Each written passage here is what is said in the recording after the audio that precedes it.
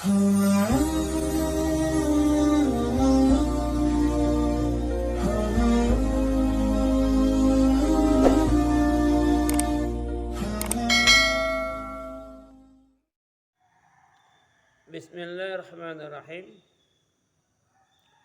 Kata Ibnu Qayyim itu 4 kampung. Tiap-tiap satu kampung terlebih besar daripada yang dahulunya. Jadi dipegang oleh Ibnu Qayyim bahawa kitanya buah kampung. Kita yang udip nak buah kampung. Dan satu kampung dan yang terlebih besar daripada yang terdahulu. Ya. Jadi kita yang mendiami iaitu buah kampung dan kampung yang terdahulunya. Dan satu kampung yang terlebih besar daripada yang awal. Pertama perut ibunya. Pertama perut mak, iaitu tempat yang sehingga pecit dan duka cita dan kelam.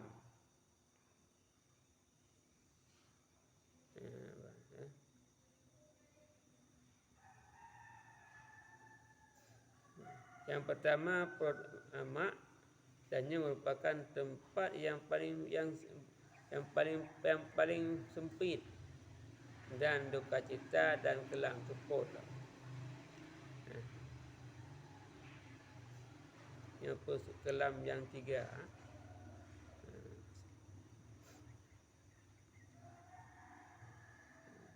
Kelam yang 3 apa? Sehingga seput daripada yang 3 heboh tu, itu dah dunia, alam barzah, alam akhirat. Ini yang pertama. Tempat kita mendiami yang pertama adalah perut mak. Dan ia merupakan tempat yang paling sempit dan tempat duka cita dan kelam. Dan kedua, kampung dunia, yang dibangkitkan dia padanya dan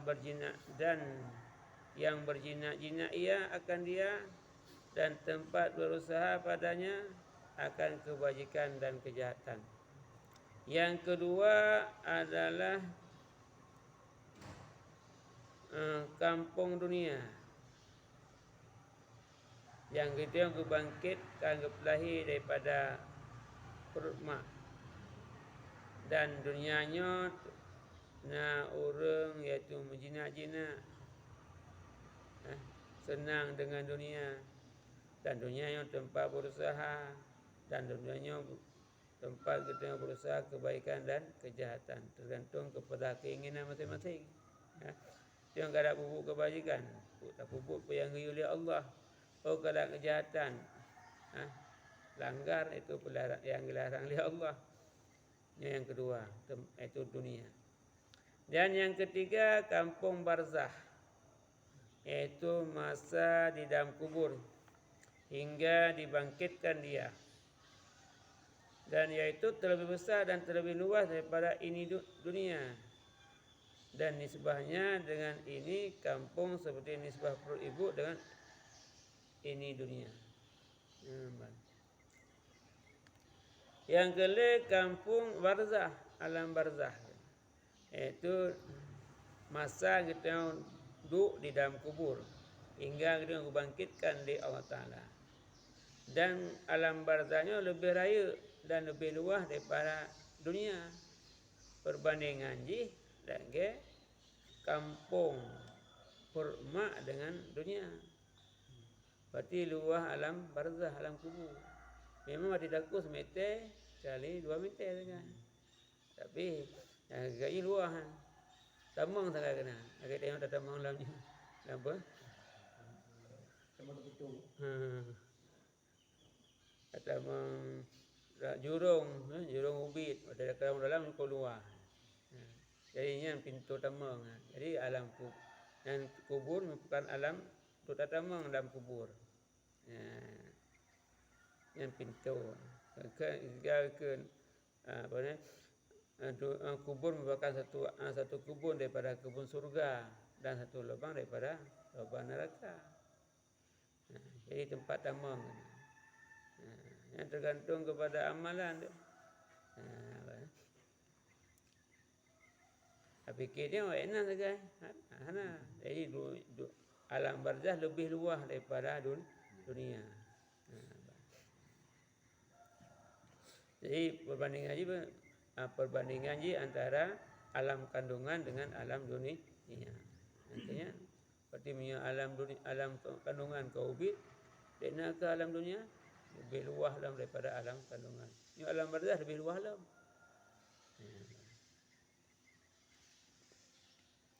Dan yang keempat, kampung yang tiada kampung kemudian daripadanya, iaitu darul qarar, surga atau neraka. Yang keempat iaitu kampung yang lenyah dari kampung,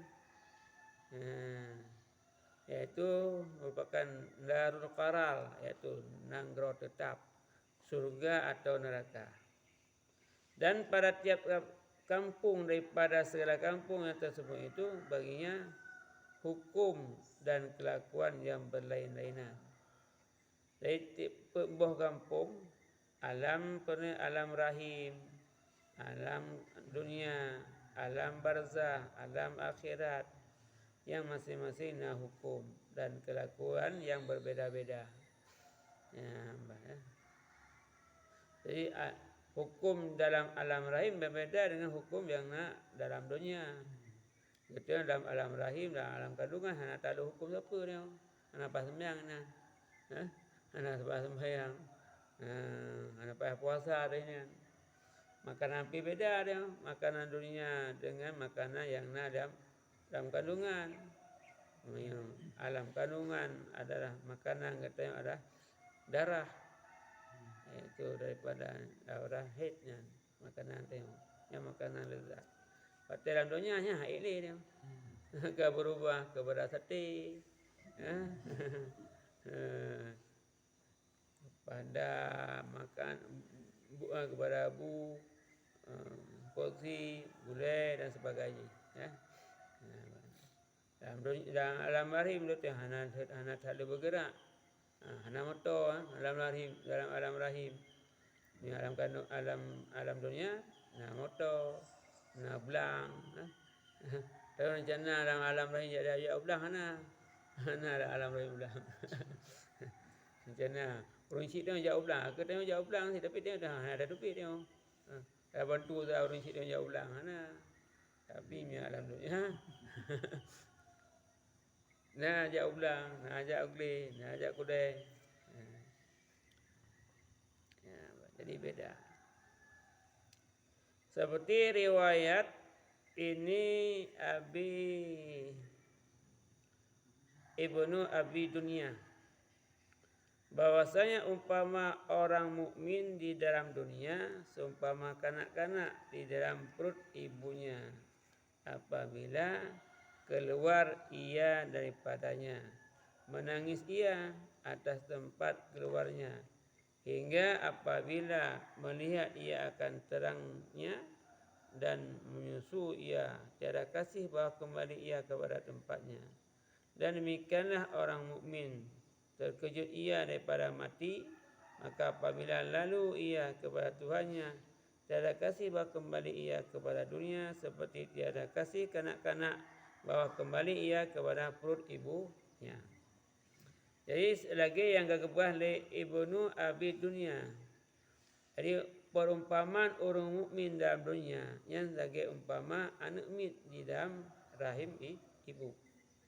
Jadi apabila anak katanya tubit daripada ataupun lahir daripada rahim ibu, yang anak mit menangis mau. Waktu tubit.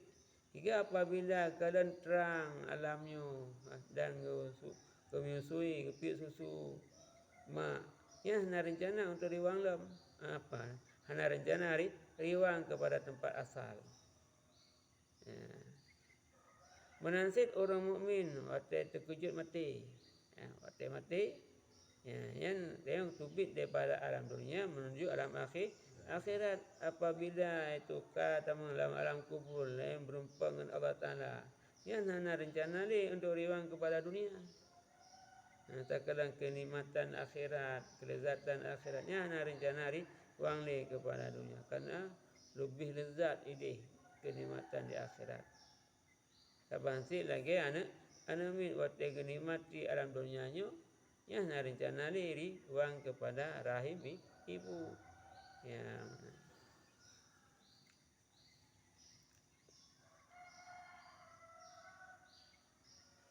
Faedah diriwayatkan daripada hadis yang marfu bahwasanya Allah Taala telah mewakilkan malaikat dengan orang yang mengiringi jenazah. Apabila kembali mereka itu daripada tanah mayit mereka itu, bahwasanya meringankan duka cita mereka itu. Ya. Dan apabila menaruh mereka itu akan mayit di dalam kuburnya, mengambil malaikat itu akan segenggam daripada tanah dan dilontarkannya dengan dia pada muka mereka itu dan berkata, ia kembali kamu kepada dunia kamu, telah melupakan kamu Allah Ta'ala akan kematian kamu.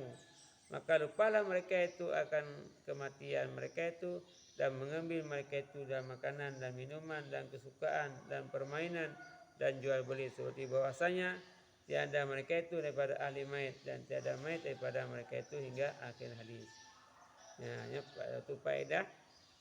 Jadi daripada hadis marfu bahwasanya Allah Taala kirim sirah malaikat dengan orang yang mengiring jenazah. Waktu kita serta jenazah yang dikirim malaikat oleh Allah Taala.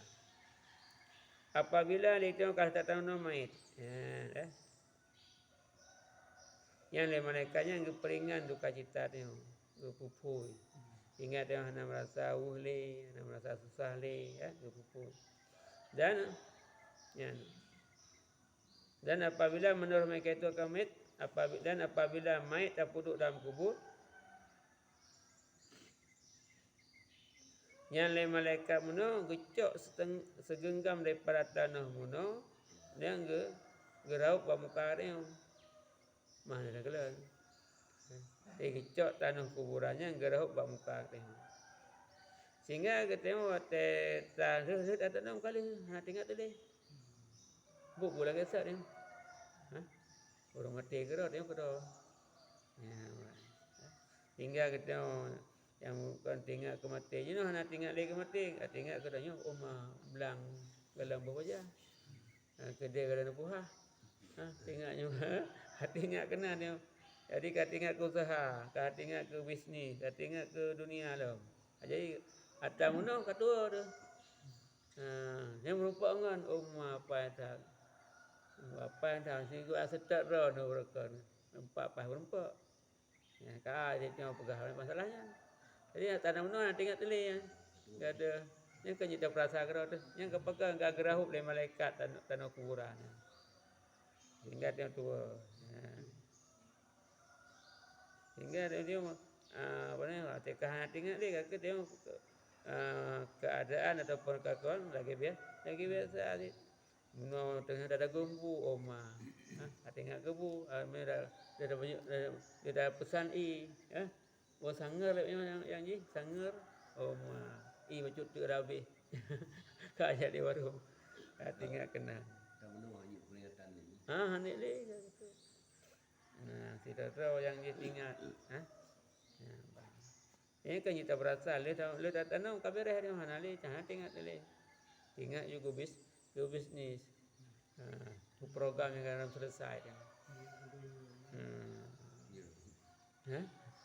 Jangan kacau tanah kuburan le malaikat gerahuk bangka dia. Yang dia hana gerahuk aku dia aku hai kerja le.